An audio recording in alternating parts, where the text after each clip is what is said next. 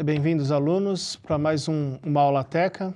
O tema dessa aula é Arqueologia Brasileira, uma breve introdução à arqueologia brasileira e os principais tipos de sítios arqueológicos do Brasil. Quando se fala em arqueologia brasileira, muitas pessoas ficam espantadas porque não conhecem o vasto patrimônio arqueológico que o Brasil possui e sempre, ao falar a palavra arqueologia, associa-se ao Egito, às culturas antigas do Mediterrâneo, e se esquecem que o Brasil possui uma longa história pré-cabralina, né, pré-conquista dos portugueses do território que será chamado de Brasil, né, que foi chamado de Brasil. A arqueologia ela é uma ciência social cujo seu principal substrato, sua principal matéria-prima é o estudo da cultura material, o que vem a ser cultura material. Toda a relação do homem com o meio ambiente é fecunda, deixa restos, né, deixa rastros.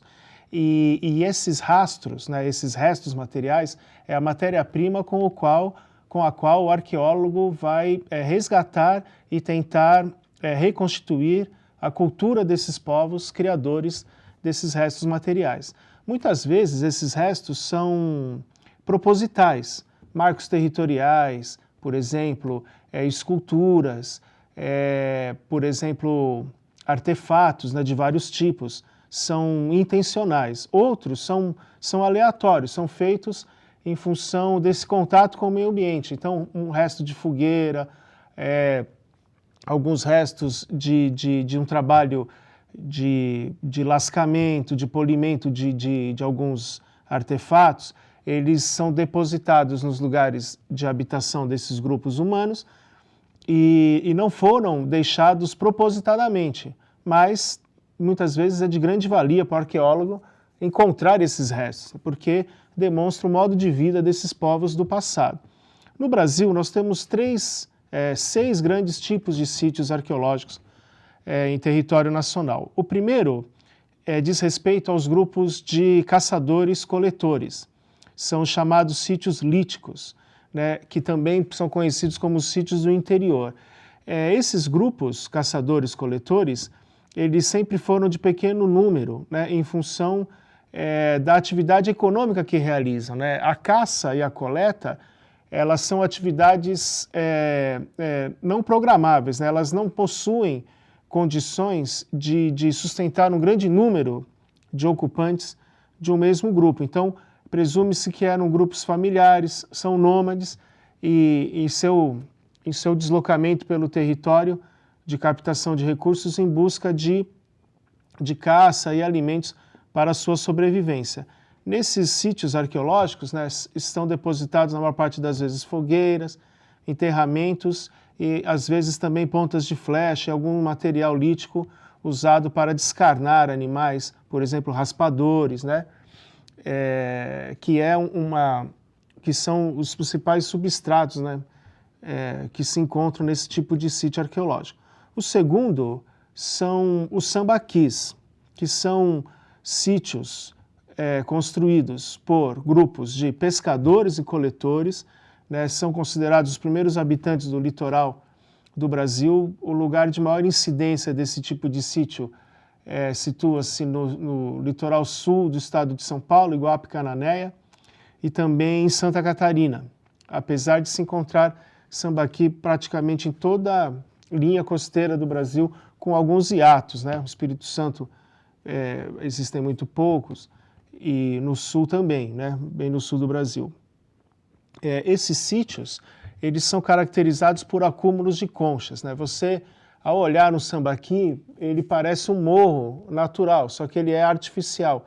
O seu substrato é composto principalmente de restos de conchas, carapaças de moluscos, berbigões, restos de peixes, misturado às vezes com terra, né, uma terra rica em material orgânico, uma terra escura, e no interior desses sítios encontram-se também sepultamentos, restos de fogueira, materiais líticos, né, e o principal ou mais simbólico artefato encontrado nesse tipo de sítio arqueológico são os zoólitos, que são pequenas esculturas representativas de animais, figuras geométricas, e tem cadastrado no Brasil aproximadamente 200 desses zoólitos.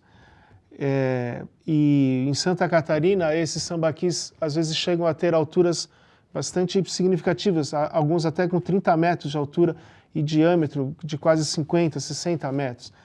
São sítios que possuem um significado simbólico muito grande. Alguns autores reputam a esses sítios marcos territoriais, né? Além de serem locais de habitação e de enterramento dos seus mortos, né? O terceiro tipo de sítio arqueológico são chamados sítios cerâmicos, evidentemente por possuírem nos seus substratos restos cerâmicos, vasos, urnas, algumas urnas funerárias, e possuem diversos tipos de cerâmica, né? As mais complexas, as que possuem um grau de simbolismo bastante apurado, são as cerâmicas Marajoara, né, da ilha de Marajó, e as de Santarém, no Pará. Inclusive com figuras duais, que são figuras, os vasos de cariátides, né, que possuem alças, nas quais você, olhando o vaso de frente, possui ele representa um certo tipo de animal, e olhando de lado ele é outro, né? É uma figura dual, tem dois significados, né? Duas representações. E as cerâmicas têm desde esse tipo extremamente complexo até a chamada terracota, que são vasos que são criados, né, moldados e secos ao sol.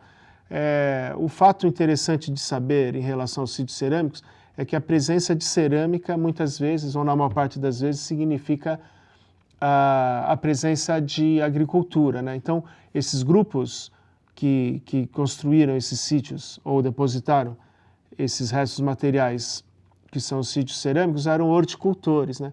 Desde uma agricultura incipiente até um vasto plantio, principalmente de mandioca, que é a base econômica dos índios brasileiros, né? O quarto tipo de sítio, nós temos as pinturas rupestres, né? Que acho que todo mundo já ouviu falar, que são pinturas em abrigos e em cavernas. O Brasil possui, em relação aos sítios de pinturas rupestres, um conglomerado com mais de 300 sítios cadastrados no Parque Nacional Serra da Capivara, né? Onde existe o famoso sítio Boqueirão da Pedra Furada, que foi pesquisado durante décadas, ainda pela arqueóloga Niede Guidon, onde obteve-se uma datação de 50 mil anos de idade, né? É uma datação bastante alta, elevada, a mais antiga de toda a América. E esse conglomerado de sítios estão sofrendo um descaso muito grande pelo poder público, né? E sofrem uma degradação sistemática, causando uma perda imensa, né, no patrimônio arqueológico brasileiro. E esses sítios, né, eles são importantíssimos porque estão numa área de caatinga, né? O Parque Nacional Serra da Capivara é o único parque nacional de caatinga do Brasil.